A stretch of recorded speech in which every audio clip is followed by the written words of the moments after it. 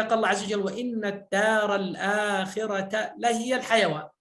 ما معنى الحيوان؟ طبعا سميت الحياة الآخرة ماذا؟ بالحيوان.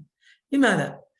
طبعا هو الدار الآخرة دار حياة باقية مستمرة لا تزول ولا يأتيها الموت، بل جاء عن النبي صلى الله عليه وسلم في الحديث الصحيح أنه يؤتى بالموت كالكبش فينادى: يا أهل الجنة ويا أهل النار، فقال هنا فيؤتى بماذا؟ بالموت فيذبح.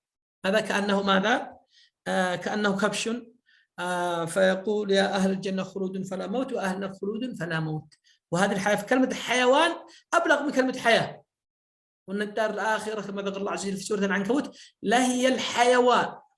فجاء في آيات أخرى الحياة الدنيا، طبعا الدنيا ماذا؟ الحياة وصفات طبعا فيها حياة لكنها ليست كحياة ماذا؟ الآخرة. فكلمة حيوان أبلغ من كلمة الحياة لأن جاءت الألف والنون فعلان على صيغة مبالغة، فتدل على مبالغة في الحركة اللازمة الحياة مثل الغليان والفوران والطوفان.